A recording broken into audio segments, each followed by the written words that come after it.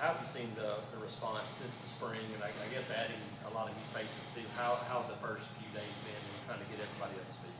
Yeah, I think it's been a drastic improvement from the spring, just because I think the guys did a good job this summer of studying, learning, a much better job of knowing what to do and having ideas of their assignments coming in. So we're a lot further along than we were by the last of spring.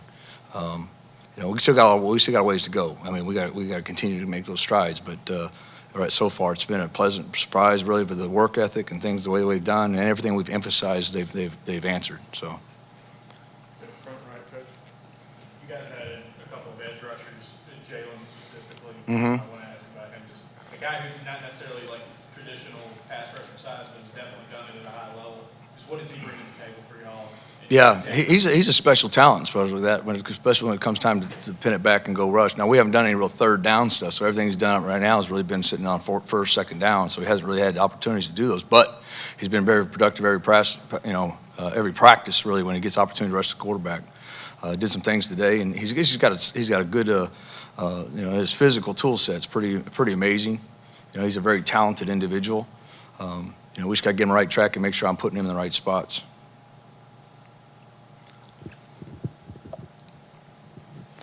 What have you seen? What have you seen of the linebackers so far in camp? Yep. Linebacker core again. I think we kind of got a pretty good competition there. I don't know how it's going to pan out. We just got our second day of pads in, so we're going to have to see how that goes. But we got about 6 of them that are competing, and I kind of almost see it right now as nobody's really stepped up and pulled away from the pack. So the emphasis there we kind of gave to them is that one is they've got to be productive and consistent on every down. That's the heartbeat of any defense. I kind of emphasized with them last night about doing a much better job of communicating. They all did that. That's great. But I think the things right there that we've got to do as a whole is make sure communication is good, putting the rest of the other 11 at ease, and being alignment, assignment, those type of things, and then. You really want to see those guys, elevate. This is a linebacker-driven defense. There's going to give them a lot of situations that are one-on-ones. They're scraped to they're going to be the free hitter at the point of attack, and they've got to answer the bell and be productive. Second row in the middle. Coach, with so many new faces beyond just all the transfers, but compared to the spring, there's 20 new players that weren't here. How has it been installing your defense with them, and now that you have them on the field, and how is that? What is the process of putting that together?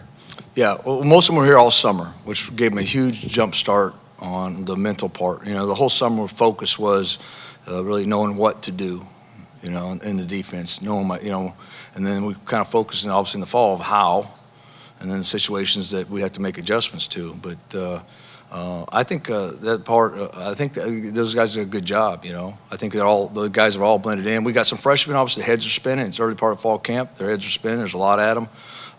The tempo, probably of practice, is a head spinner. For a lot of the high school kid comes out, and it's not like anything they've seen.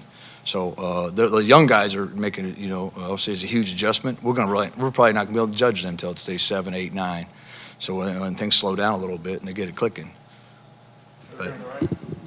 Ron, you've been at this a good while. Because it's the hair. Is that what you're saying? But how much of a challenge has it been over those years to adapt as the game has changed on both sides of the ball, really? Yeah, it has. I love that part. I mean, I love football, so I love studying and seeing what's new and what the trends are. And it has changed so much that if you're not, that's the way this game is. I mean, so if you're not up on the latest things and what to do and what's offense trying to do to attack you and how you're going to adjust to it and handle it, you can fall behind real quick. I love that part of it, and I think our kids are really enjoying it and figuring out, what we really want to do is we want to raise our football IQ as a defense, and not just, we talked about being a four-dimensional player, about knowing my job, knowing everybody in my room's job, but then, knowing what the offense is trying to do and how they're trying to attack us. And, I think those things, as we develop the IQ defensively, things will slow down for a lot of them. We're going to see our kids really progress.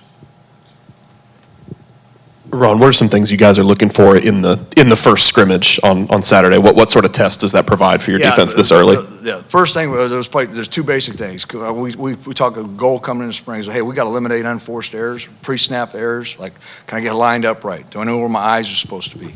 Do I know what my key is? Those basic things, right? And then the second one is the tempo of the game.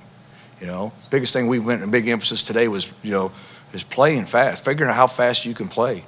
And playing at a different speed of this game, and that takes time to develop. It really does. So I thought our kids did a good job answering that. And that will be the emphasis the next 4 days. Eliminate the pre-snap penalties. If you ain't in the right spots, you can't get lined up. Hey, we got problems. That can eliminate a lot of mistakes on defense just because people can't adjust the formations properly, or kids can't get precise on their alignments. And then the other thing is just the speed we play the game at. That's going to be the big goal going through this spring. Or through the fall camp. Yeah. I think the other day we saw with Keldrick maybe working a little bit at defensive end. How capable is he to move around that defensive front for you guys? Yeah, well, again, he played jack most of the spring. A lot of our 4-down stuff, it's the same thing. So he was doing it half the daggum time. So we moved him to end. He's 290 pounds, by summertime. So he's he's filled that spot. He's in there right now fighting for the job. I don't know how it's going to pan out over the next, couple weeks, but he's going to be an impact player for us this season. Yep. Hi, Ron. Brian Matthews here. What have you seen out of Bobby Jamison Travis, the JUCO defensive lineman, and where do you see him fitting in, and do you think he can help you guys out this fall? Yeah, he's a special talent on tools. He has all the talent and stuff. He was not here with us this summer, so he's a little far behind. So we're trying to play catch up with him on a mental standpoint, what's going on and what he has to do. He will impact and he'll be a big part because he's a talented individual. So he's got to play himself into shape. He wasn't here for the summer conditioning, weightlifting, all that kind of stuff. Probably a little bit out of shape, a little behind mentally right now. So we haven't really seen what he's capable of doing. Ron, Brian Stoltz. What have you seen leadership-wise from Keontae and Nehemiah in the secondary? Yeah.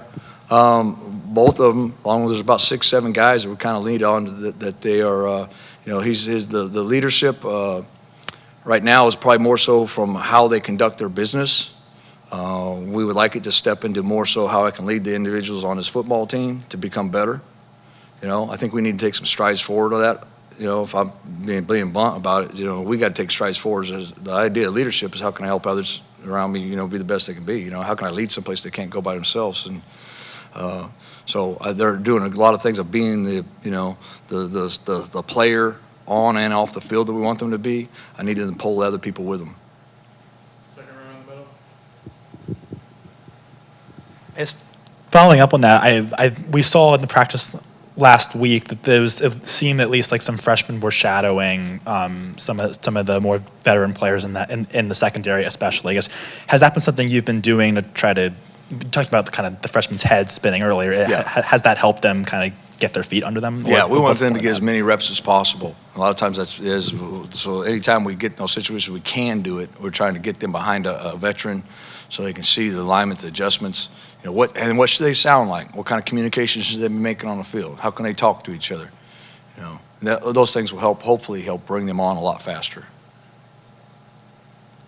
for a couple more here on the front. We've seen a couple times, we saw some in the spring when y'all have Jason and Justin both on the field at the same time down the middle. So what does that do for defense to have two guys like that big to be on the field right next to each other? Yeah, I mean, obviously they're both really good. They're both really good players, and you're gonna need that in this conference. That's what it is. It's a man's conference. Especially up front. And that the D line, O line, D line, those guys up front kind of set the tempo of the ball game. They're gonna control it for you. Skilled guys can make big plays, but you're gonna win the game up front. So the more of those guys we got playing that category that can play big, play physical, control the line of scrimmage, we're gonna be in better shape.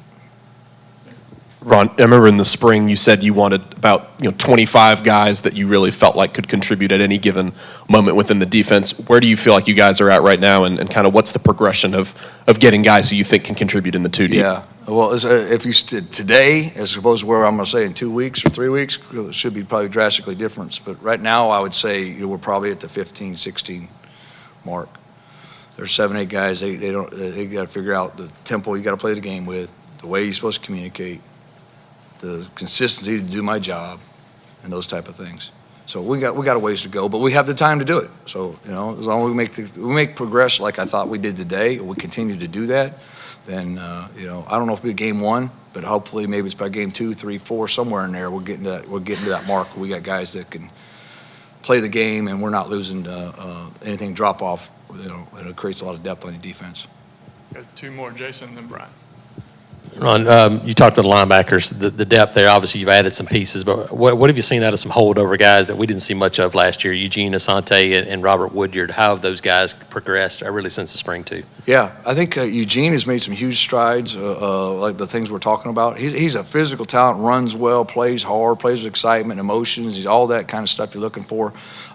We're just trying to really through the summer. I thought he did a good job though of understanding the defense more, and that's put him in a spot that right now he's in a spot to go compete for a starting job. You know, Robert, same thing. You know, again with him, he's young, and he's still trying to figure this thing out. You know, he's got to. I think the next 10 days will be big for him.